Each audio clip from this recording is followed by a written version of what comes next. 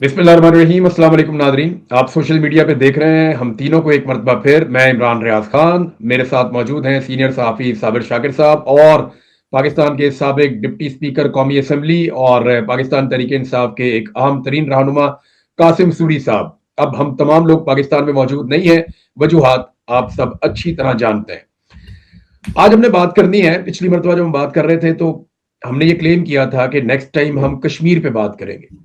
तो कश्मीर की सिचुएशन काफी डेवलप हुई है, उसमें बहुत सारी चीजें हैं जो आपके साथ शेयर करनी है।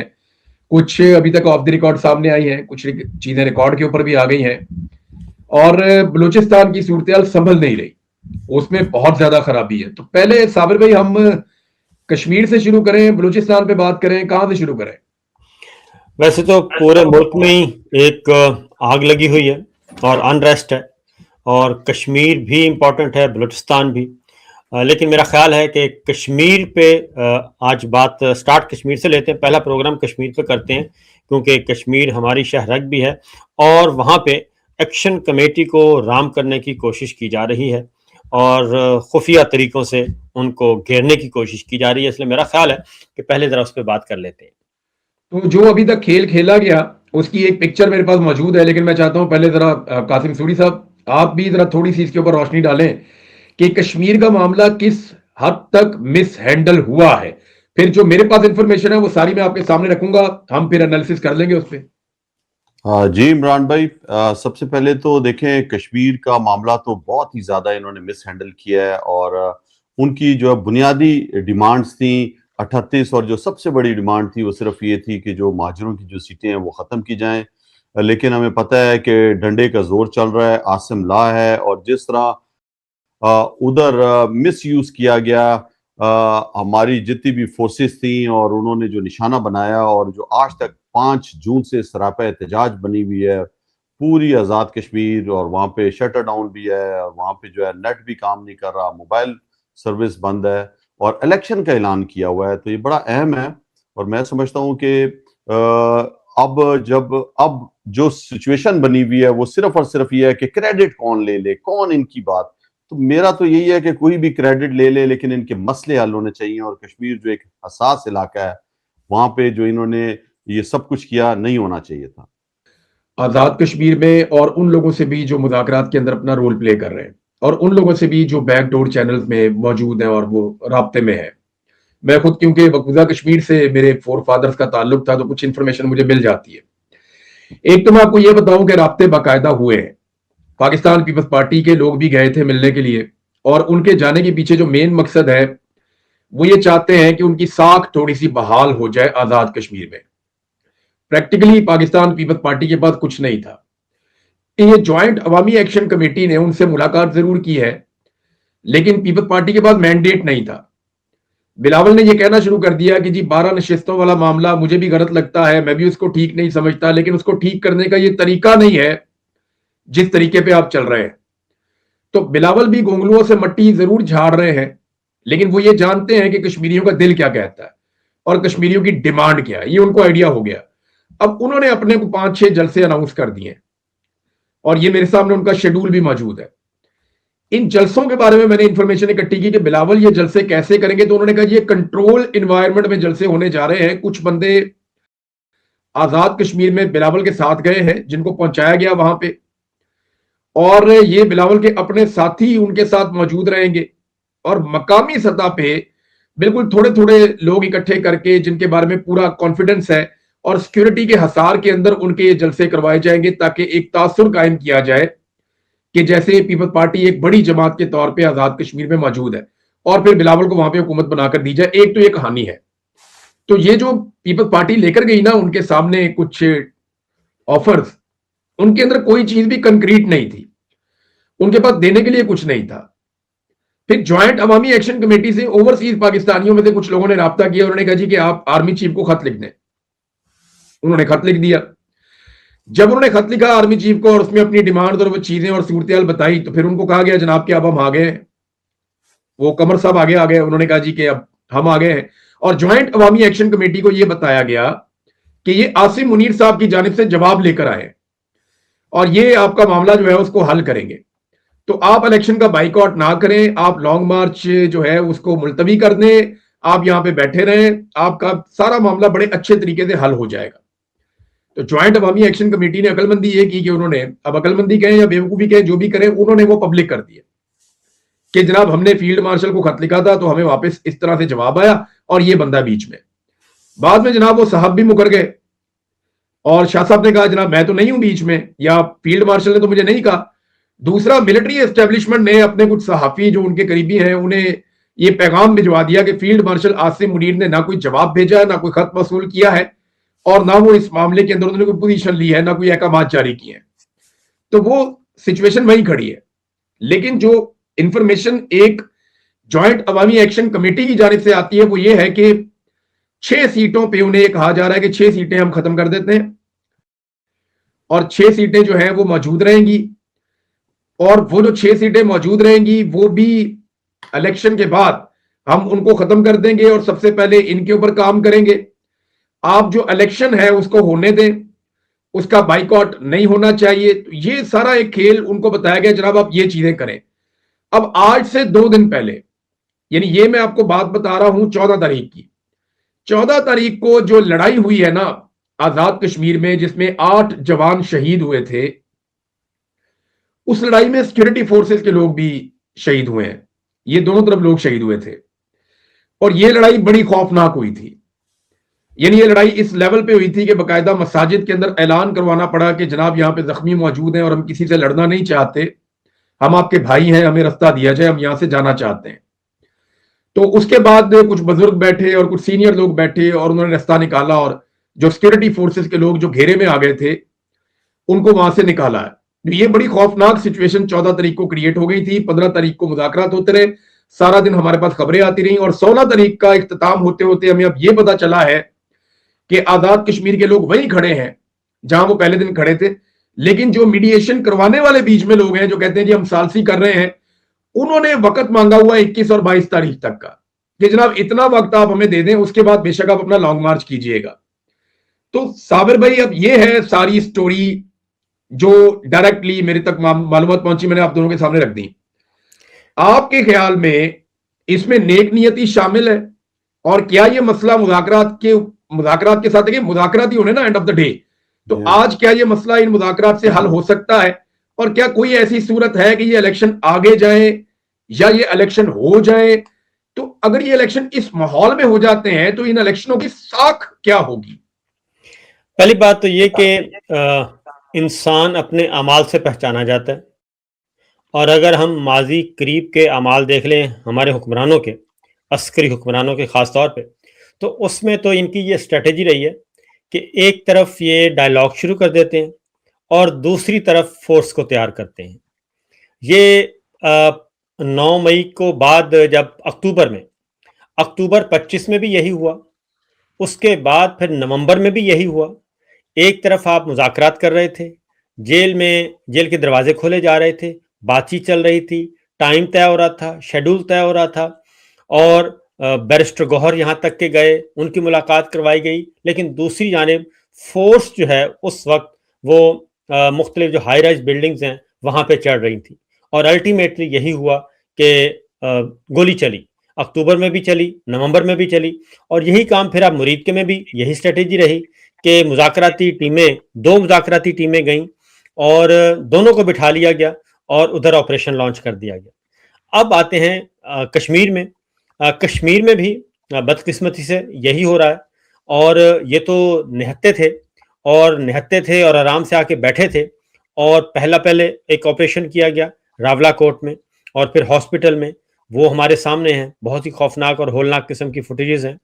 اب پھر چونکہ انہوں نے دوبارہ, ان کا خیال تھا کہ یہ ٹوٹ جائیں گے, لیکن کشمیری جو ہیں وہ بالکل مختلف نکلے, اور انہوں نے جیسے پاکستان کے مختلف حصوں میں بٹے ہوئے ہیں, بلوچی, سندھی, پختون, پنجابی, مختلف طبقوں میں بٹے ہوئے ہیں یا مختلف جماعتوں میں, لیکن کشمیری جو ہیں انہوں نے سیاسی وابستگی کو ایک طرف رکھا اور وہ ڈٹ گئے, اور ان کی بچے, خواتین, سب کے سب وہ میدان میں آ گئے.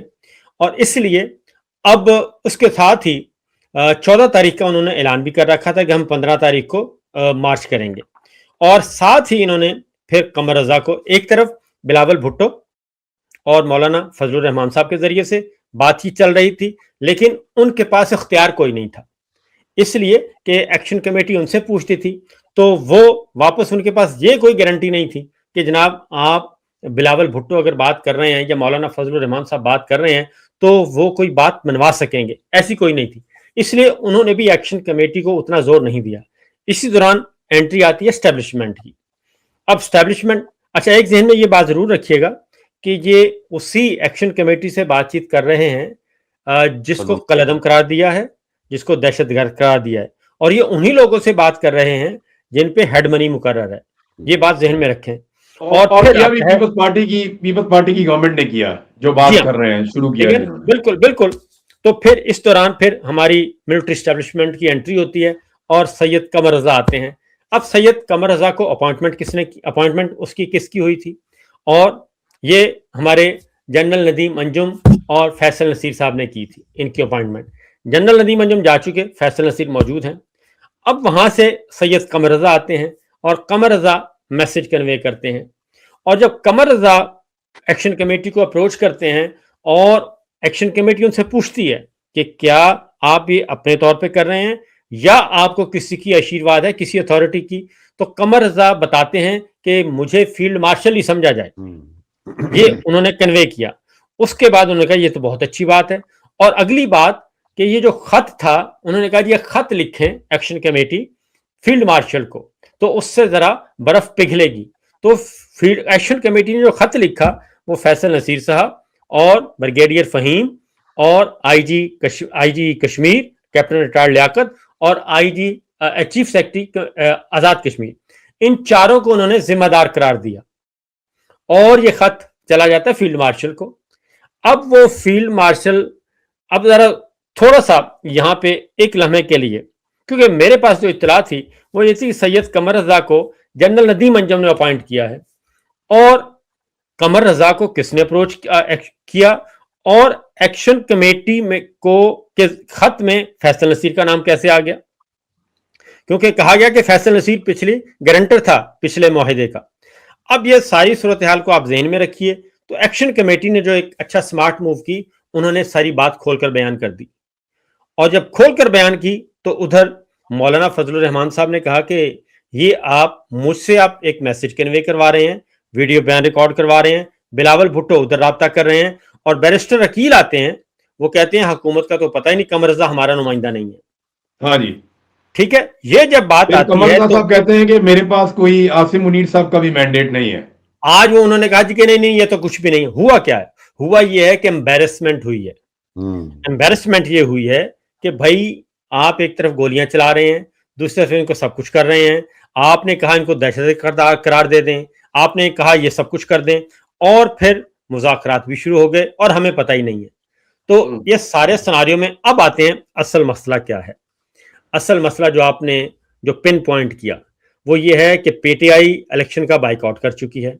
ایکشن کمیٹی اگر بائیک آؤٹ کر دیتی ہے اور کشمیر کا ووٹر کشمیری باہر نہیں نکلتا تو کشمیر کی صورتحال جو آج 80 سال تک ہم ایک بات کہتے رہے مقبوضہ کشمیر کے بارے میں کہ یہ کٹ پتلی حکومت ہے، اور اگر کشمیر کے عوام نے بائیک آؤٹ کر دیا تو یہ بات ذہن میں رہے کہ کشمیر بلوچستان نہیں ہے، خیبر پختونخوا نہیں ہے، سندھ نہیں ہے، پنجاب نہیں ہے، یہ ایک اقوام متحدہ میں معاملہ متنازع ہے اور وہاں پڑا ہے۔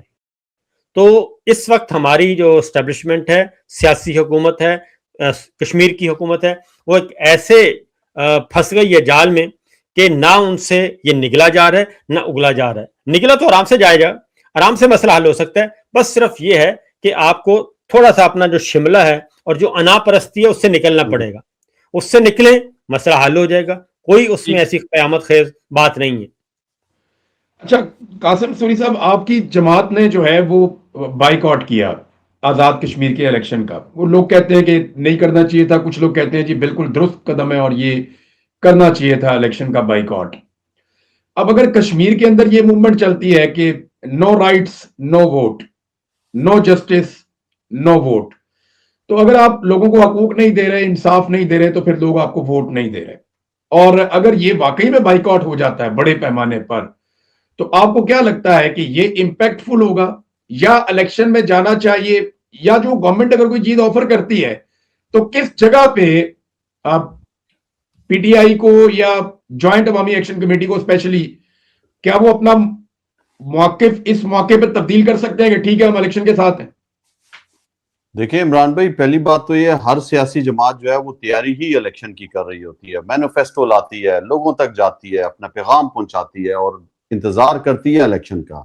بدقسمتی سے آپ دیکھیں جو 8 فروری کا الیکشن ہوا، عمران خان صاحب جیل میں تھے، وہ کہہ رہے تھے کہ جیت جائیں گے، ہم سب کو بھی، بہت سے لوگوں کو یقین نہیں تھا، اور اسٹیبلشمنٹ نے بھرپور تیاری، مار دھاڑ، جب دیکھ لیا کہ خوف پھیل گیا، اب لوگ نہیں نکلیں گے، نشان تک چھین لیا، لوگ نکلے اور انہوں نے ووٹ دیا پی ٹی آئی کو۔ اور اس کے بعد جو سب کچھ ہوا، فارم 45 سے 47 اور 17 سیٹوں والوں کو دے دی گئی حکومت، اور پاکستان تحریک انصاف کو، جنہوں نے 180 سے 200 کے قریب سیٹیں تھی، اپوزیشن میں ہم بیٹھ گئے۔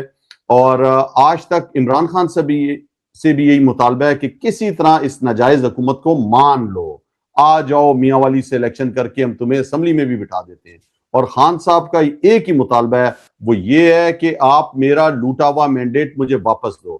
اب ہم سب نے دیکھا کہ گلگت بلتستان کے اندر بھی سب کچھ وہی ہوا، وہاں پہ بھی فراڈ الیکشن کیا گیا اور جیتوں کو ہرا دیا گیا، اور فارم 47 سے اپنے من پسند لوگوں کو لایا گیا۔ اور اب کشمیر کے اندر بھی سب کچھ وہی ریپلیکا چل رہا ہے۔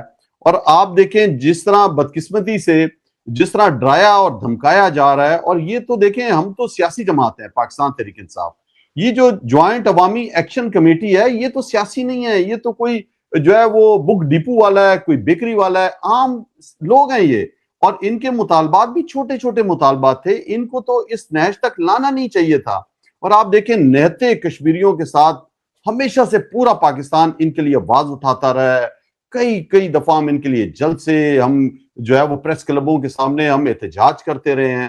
اور جس طرح ابھی صابر شاکر صاحب نے بتایا کہ ہم ہمیشہ سے مقبوضہ جموں کشمیر میں جو حکومت بنتی تھی اس کو کٹ پتلی حکومت کہتے تھے، ہمیں ایک دم دماغ میں کٹ پتلی حکومت آ جاتا ہے۔ تو آیا کیا یہ پھر یہاں پہ کٹ پتلی حکومت بننے جا رہی ہے؟ اور الیکشن کس طرح ہو سکتا ہے؟ پورا کشمیر جو ہے وہاں پہ انٹرنیٹ بند ہے، فون سروس بند ہے، 5 جون سے سراپا احتجاج ہے، وہاں پہ ٹریفک نہیں ہے، وہاں پہ تاجروں نے ہڑتال کی ہوئی ہے، ٹرانسپورٹروں نے ہڑتال کی ہوئی ہے، آپ ادویات تک نہیں چھوڑ رہے، خوراک کے ٹرک تک واپس آ رہے ہیں، لوگوں کو مارا گیا ہے۔ اور جو سب سے برا کیا ہے، ہم بلوچستان کے لوگوں سے تو شروع دن سے ہو گیا تھا 1948 سے کہ آپ غدار ہو، آپ دہشت گرد ہو، آپ ملک دشمن ہو۔ تو آپ نے ان نہتے جو پاکستان کے لیے ہمیشہ سے نعرہ لگاتے تھے کہ کشمیر بن کے رہے گا پاکستان، آپ نے ان کو بھی غدار کر دیا۔ وہی ریپلیکا، وہی فلم کہ آپ غدار ہو، آپ دہشت گرد ہو، ملک دشمن ہو، کرنسی نکل گئی ہندوستان کی، اور آپ نے جو ہے کالا دم تنظیم قرار دے دیا۔ جوائنٹ عوامی ایکشن کمیٹی کوئی رجسٹرڈ تنظیم بھی نہیں تھی۔ تو پھر آپ دیکھ لیں سپلٹ اینڈ لٹ، تھوک کے چاٹنا۔ اب آپ مذاکرات کرتے ہو، سید قمر شاہ جو اپنے آپ کو پہلے اسٹیبلشمنٹ کا آرمی چیف کا نمائندہ بولتا ہے، جب وہ اس کے کہنے پر یہ سب کچھ کر دیتے ہیں اور اپیل بھی کر دیتے ہیں آرمی چیف سے سب کچھ، پھر کہتے ہیں نہیں جی یہ تو نہیں ہوگا۔ مولانا فضل الرحمان کو بھی انہوں نے مینڈیٹ دیا، انہوں نے کہا ہم بات چیت پہ یقین رکھتے ہیں، ہمارے مطالبات مانو، ہم جو ہے وہ پرامن شہری ہیں، اور یہ ہم پہ جو تم نے تہمتیں لگائی ہیں، جو کیسز بنائے ہوئے ہیں، جو ہیڈ منی تم نے رکھ دی ہے، اس کو ختم کرو۔ اب درمیان میں جو ہے وہ آپ دیکھیں مولانا کے بعد اب آگے ہیں جی بلاول زرداری۔ تو کسی نے بھی یہ لینا چاہتی ہے اگر اپنی طرف سے کہ جی مینڈیٹ ہمیں مل جائے کہ ہم نے بات چیت کرائی، وہ خدا کے لیے عوام کو پتہ ہے کہ کیا حیثیت ہے۔ میں قاسم بھائی دیکھیں، میں جاننا یہ چاہتا ہوں کہ کیا آپ کو لگتا ہے کہ ابھی کوئی ایسا سلوشن کہ یہ جو 27 تاریخ والے الیکشنز ہیں ان کی ساکھ بن جائے؟ آپ کو لگتا ہے کہ اس وقت کوئی کچھ ایسا ہو سکتا ہے اگلے 24-48 گھنٹوں میں کہ 27 تاریخ والے الیکشن جو ہیں ان کی کوئی ساکھ بن جائے؟ بھائی جو حالات ہیں نا، کمپین تو ہو نہیں سکتی، آپ نے دیکھا کوئی کمپین نہیں ہو رہی، اور پاکستان تحریک انصاف نے تو پارلیمانی بورڈ بھی بنایا، ٹکٹیں بھی دی، اس کے بعد فیصلہ کیا ہے کہ پورا سراپا احتجاج ہے کشمیر، ان حالات میں کشمیر میں فری اینڈ فیئر الیکشن ہو ہی نہیں سکتے۔ تو اس وجہ سے ہم نے تو بائیکاٹ کر دیا۔ اور جو جوائنٹ عوامی ایکشن کمیٹی ہے، دیکھیں وہ تو مذاکرات تک جا رہی ہے، وہاں پہ تو کوئی اس طرح کا سینیریو نہیں لگ رہا کہ وہاں پہ آپ الیکشن کی کوئی فضا ہو, الیکشن میں آپ کو پتا ہے کہ کینڈیڈیٹ جو ہے وہ ووٹ مانگ رہے ہوتے ہیں, جلد سے جلوس شروع ہو چکے ہوتے ہیں, تو اس طرح کی تو کوئی صورتحال نہیں ہے. اور اتنی جلدی الیکشن والا ماحول ہی نہیں ہے. صابر بھائی کچھ کہنا چاہ رہے ہیں تو الیکشن نہیں ہو سکتا.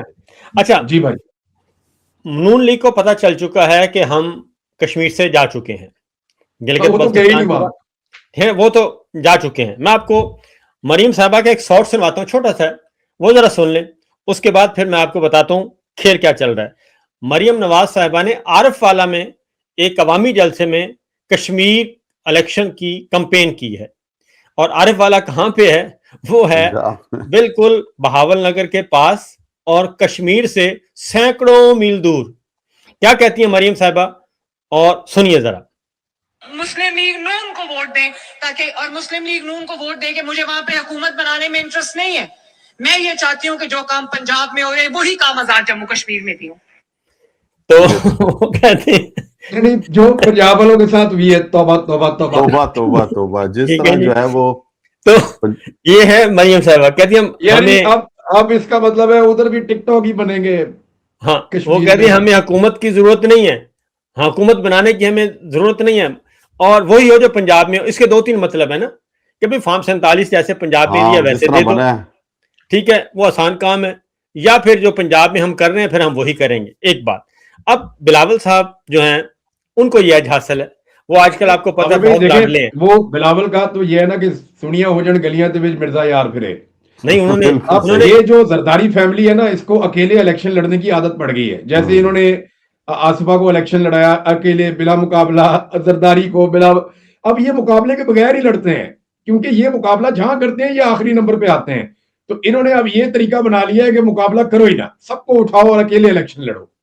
تو بلاول کو یہ ہے کہ بلاول چونکہ اس وقت بہت زیادہ قریب ہیں اور قریب ہونے کی کوشش کر رہے ہیں, ان کو پتہ چل گیا ہے کہ مریم صاحبہ تو گئی ہیں, آؤٹ ہو گئی ہیں, نون لیگ تو وبال بن گئی ہے, تو آئندہ کے لیے جگہ بنا رہے ہیں. اور ان کو پتہ ہے کہ اگر کسی نہ کسی طریقے سے ایکشن کمیٹی کو چکما وکما دے کے اور ان کو ہرے ہرے باغ دکھا کے اگر میں راضی کر لیتا ہوں, اور کشمیر ایکشن کمیٹی الیکشن سے پہلے کمپلیٹ بائیک آؤٹ کا اعلان نہیں کرتی اور ہم الیکشن میں چلے جاتے ہیں, اور انہوں نے یہ بھی آفر کی ہے, آپ بتا رہے تھے, بلکہ آپ ہی بتائیں گے, وہ الگ سے بات کریں گے, تو وہ یہ کہہ رہے ہیں کہ اسی چکر میں میرا بھی ذرا داؤ لگ جائے اور کشمیر بھی ہمیں مل جائے واپس. کیا آپ اور قاسم بھائی یہ جاننا چاہیں گے کہ مریم نواز جی اگر آپشن نمبر 1 تھی تو اب کیوں نہیں ہے؟ تو آپ بتائیں نا. یہ بتائیں نا جی. سر, یہ معاملہ ہے آج سے چند مہینے پہلے کا, اور یہ معاملہ ہے سائیکولوجیکل کنڈیشنز کا. باقی ساری جو لوازمات ہیں وہ مریم نواز نے پورے کر کے دکھائے, انہوں نے کافی محنت کر کے دکھائی, انہوں نے بدترین حالات میں ڈھیٹ بن کے دکھایا کہ لوگ مجھے گالیاں بھی دیں تو میں چہرے پہ مسکراہٹ رکھ سکتی ہوں. انہوں نے دکھایا کہ میں پورا ڈرامہ کرنے کی میرے اندر قابلیت بھی ہے, اور میں اسٹیبلشمنٹ کے ساتھ کسی لیول تک بھی چل سکتی ہوں. جوتے مجھے پالش کرنے آتے ہیں, انہوں نے خود بتایا تھا, اور انہوں نے کہا مجھے بڑے اچھے سے آتے ہیں, انہوں نے ثابت بھی کیا. مریم نواز تمام ٹیسٹ میں پاس ہو گئی تھی, پرابلم نکل آیا سائیکولوجیکل. یہ بہت جذباتی خاتون ہے, یہ ایک دم اوور ری ایکٹ کرتی ہیں چیزوں کے اوپر, اور بہت عجیب طریقے سے یہ چیزیں کرتی ہیں. تو اس لیول پہ جو ہے نا وہ سائیکولوجیکلی جب آپ میں کیپیسٹی نہ ہونا تو آپ کے حوالے انہوں نے صوبہ تو کر دیا فی الحال, لیکن وہ ملک پورا حوالے نہیں کر سکتے, وہ بہت بڑا مسئلہ بن جائے گا. تو یہ کچھ سائیکولوجیکل ایلیمنٹس ہیں جو ان کو آئیڈیا ہوا کہ یہاں پہ نا اور بھی کام خراب ہے, صرف 1-2-4 چیزیں نہیں ہیں, یہاں پہ ایک اتنا بڑا مسئلہ ہے کہ اتنی بڑی ذمہ داری آپ دے نہیں سکتے نا, کیونکہ دیکھیں وہاں پہ آپ کا ایک ایک منٹ آپ کی ایک ایک چیز نوٹ ہو رہی ہوتی ہے. تو جو بونگیاں آپ مار دیتے ہیں صوبے میں بیٹھ کے, وہ بونگیاں آپ نہیں مار سکتے. مثال کے طور پہ میں آپ کو بتاتا ہوں کہ مریم نواز نے ایک ضد شروع کر دی تھوڑے دن پہلے, جب جو رضا ڈار گینگ ہے انہوں نے 2 خواتین کے ساتھ جو ریپ کیا اور ان کے ساتھ جو زیادتی کی, وہ خواتین پھر پاکستان سے بیچاری چلی گئیں.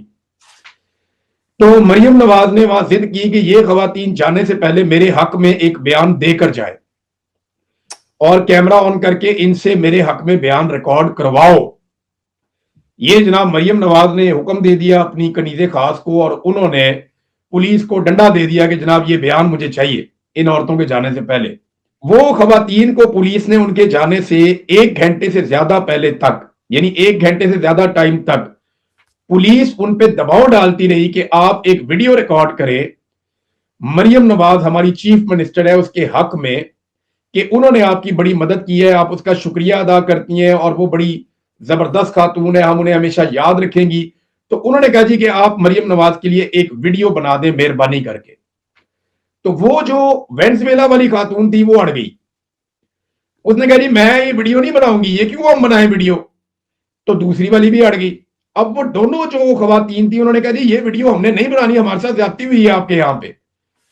तो पीछे से फोन आ रहे थे कि आपने वीडियो बनवानी है और आपने मरियम नवाज की तारीफ इन 2 औरतों के मुंह से करवानी है, और पुलिस उन पे दबाव डाल रही थी। हत्ता के एक पुलिस वाले ने, जो वहां पे एनी शाहिदीन है उधर से बात निकल आई है, एक पुलिस वाले ने, मेरे पे केस कर दो बरतानिया में आगे अगर आपको लगता है मैं गलत बात कर रहा हूं तो, एक पुलिस वाले ने उनमें से ये कहा कि फिर हम आपको कैसे जाने दे सकते हैं, आपको ये वीडियो बनानी पड़ेगी। तो उनके ऊपर इतना दबाव डाला गया, लेकिन आफरीन है उन दोनों खवातीन ने वीडियो नहीं बनाई। फिर जनाब इनको कहा गया, इन्होंने पाकिस्तान का झंडा मंगवा लिया। इन्होंने कहा जी कि इसके साथ आप वीडियो बनाएं और इसके साथ आप थोड़ा सा ना चेयर करें और थोड़ा सा पाकिस्तान के बारे में आप ये कहें।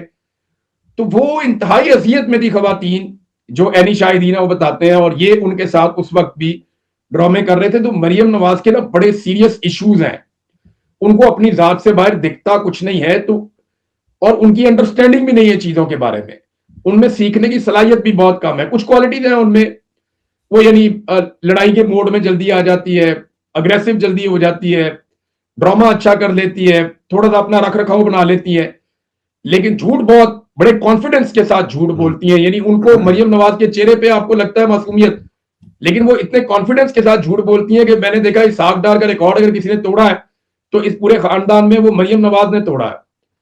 तो ये एक प्रॉब्लम आई और एस्टेब्लिशमेंट इन चीजों को नोट कर रही थी, तो उन्हें पता चला कि ये स्टफ जो है ये वजीर आजम वाला नहीं है। तो फिलहाल के लिए इसलिए ये ना है। मेरे ख्याल में इस वीलॉग में टाइम काफी हो गया, तो एक चीज बताऊं इमरान भाई, लेकिन जाने से पहले मैं एक एक चीज आप दोनों से पूछना चाहता हूं और ये बहुत जरूरी है। और साबिर भाई, कासिम भाई, इसको जरा थंबनेल पे लिख दीजिएगा ताकि लोगों को समझ आ जाए कि इसके अंदर ये भी एक कंटेंट है। मौलाना फजलुर रहमान, क्या वाकई उनके अंदर से इनकलाब का चश्मा उबल पड़ा है? सबसे पहले आप कासिम भाई, क्योंकि आप एक पॉलिटिकल आदमी हैं तो मुझे पता है कि आप मोहतात बात करेंगे, लेकिन जितनी आप कर सकते हैं वो आप करें, फिर आप साबिर भाई को हम बारी देते हैं इसके। पहली बात तो ये है जो आपने मरियम सफदर के बारे में बताया, बिल्कुल सही। सारा पाकिस्तान कह रहा है कि इस टाइम ज़ेनी मरीजों की हुकूमत छाई हुई है, तो 65% पाकिस्तान तो डिक्लेयर कर दिया आपने भी कि ये ज़ेनी मरीजा के पास है। तो पूरे पाकिस्तान में इस टाइम ज़ेनी मरीजों की हुकूमत है, और शर्म आती है हमें कहते हुए कि इतना प्यारा पाकिस्तान और इसको इस तरह गैर संजीदा लोग चला रहे हैं। मौलाना फजलुर रहमान का जहां तक आपने कहा, देखें एक बंदे का ट्रैक रिकॉर्ड होता है, और ट्रैक रिकॉर्ड तो ये कहीं पे भी नहीं बता रहा कि इनके अंदर इनकलाबी रूह आ गई है। ये हम सबको पता है कि 8 फरवरी के इलेक्शन में पेश थे, हमारी हुकूमत गिराने में, रजीम चेंज में, ऑपरेशन में पेश थे, और उसके बाद जो हिस्सा नहीं मिला, जो इनकी ख्वाहिश थी कि मैं सदर पाकिस्तान बन जाऊं, वो इनको नहीं मिला। इनको जिस तरह नून लीग को नवाजा गया, पीपल्स पार्टी को आईनी ओहदे दिए गए, तो उस चीज में मैं समझता हूं कि इनको एक दुख भी है, और वो अब चाह रहे हैं कि अगर इलेक्शन होता है आगे का, तो पाकिस्तान तहरीक इंसाफ ने तो बिल्कुल सफाया कर दिया है खैबर पख्तूनख्वा से। ये खुद जाकर बलूचिस्तान से इलेक्शन लड़े हैं, अहमद वली खुद जाकर बलूचिस्तान से सेनेटर बना है, तो बलूचिस्तान में भी आवाज उठ गई है। तो अगर बलूचिस्तान खैबर पख्तूनख्वा की दोनों बड़ी पॉलिटिकल पार्टीज के दोनों लीडर जाके बलूचिस्तान से मुंतखब होकर आए, जी हाँ, ये बात आपकी बिल्कुल ठीक है। और इनको आप देखें स्पेस दी हुई है इमरान भाई, ये किस तरह जो है ना, इनके लोग टीवी पे जाकर बातें कर रहे हैं और उनको बैन नहीं लगाया जा रहा। पाकिस्तान तहरीक इंसाफ का कोई लीडर टीवी पर टॉक शो पे जाके बैठता है, उस पर बैन लगा दिया जाता है। चलिए, किस तरह एंटी-एस्टैब्लिशमेंट बयाने यहाँ दे रहे हैं। एक पॉलिटिकल एंटिटी के तौर पे कासिम सूरी साहब ने अपना गिला किया कि यार सानू मार दे तो इन्होंने कुछ नहीं कहते। बात तो ठीक है कि यार हमारे लिए तुमने साडा कुत्ता कुत्ता ताड़ा कुत्ता टॉमी, तो ये उन्होंने वो बात की है। लेकिन साबिर भाई जी, अल्लामा इकबाल ने कहा था कि उकाबी रूह जब बेदार होती है जवानों में, नजर आती है उनको अपनी मंजिल आसमानों में। आसमानों में।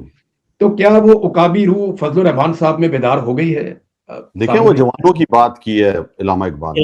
एक तो बात देखें, मौलाना फजलुर रहमान साहब एस्टेब्लिशमेंट के बहुत पुराने अलाए हैं और पक्के अलाए हैं, और उस वक्त लाए हैं जब दहशतगर्दी के खिलाफ जंग चल रही थी।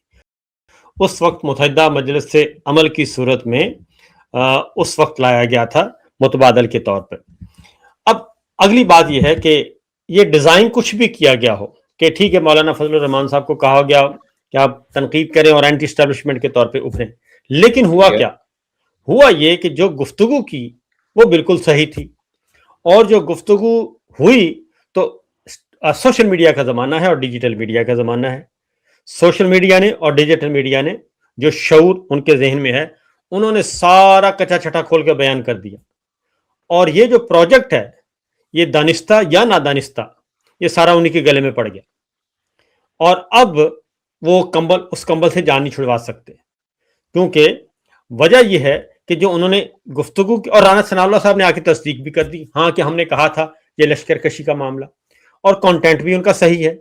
तो मसला वही हुआ है कि ये कोई भी कदम उठाएंगे, फैसला अवाम ने करना है कि उसका क्या मतलब लेना है और उसका नतीजा क्या निकलना है और उसका क्रेडिट किसको जाना है। तो अवाम ने अपना फैसला सुना दिया। अब DGISPR हैं, वो खुद आ भी नहीं सकते, ना तारड़ साहब खुद आ सकते हैं, ना कोई हुकूमती नुमाइंदा आ सकता है कि वो आके प्रेस कॉन्फ्रेंस करे और बताए कि मौलाना ने ये गलत किया है। तो इसलिए ये जो भी प्रोजेक्ट था दानिस्ता या ना दानिस्ता उल्टा उन्हीं के गले में पड़ गया। थैंक यू वेरी मच जी, आपका साबिर भाई, आपका कासिम सूरी साहब, और मेरा बहुत शुक्रिया। फजलुर रहमान साहब के बारे में मैं जाते जाते आपको दिखाता हूं। मैंने ये एक छोटा सा सर्वे करवाया था, ये जाते जाते आपको दिखा देते हैं। लगभग अभी तक कोई 9-1000 लोगों ने इसके अंदर वोट किया है, और 9000 ठीक ठाक तादाद होती है सर्वे में, अगर इतने वोट भी आ जाएं तो। ये है जनाब सर्वे जो मैंने करवाया था, ये आप देख सकते हैं। सर्वे में मैंने सवाल पूछा था कि फजलुर रहमान साहब इनकलाबी बन चुके हैं या नहीं, तो 89% लोगों ने, लगभग 9-10 हजार वोट आ गए हमारे पास, 89% लोगों ने यह कहा कि जनाब फजलुर रहमान साहब इनकलाबी नहीं बने, जबकि 11% लोगों का यह मानना है कि फजलुर रहमान साहब में इनकलाबी रूह आ चुकी है। तो ये सर्वे भी बताता है कि पाकिस्तानी फजलुर रहमान साहब के बारे में क्या सोचते हैं। अब तक के लिए इतना ही, अपना ख्याल रखिएगा, अल्लाह हाफिज।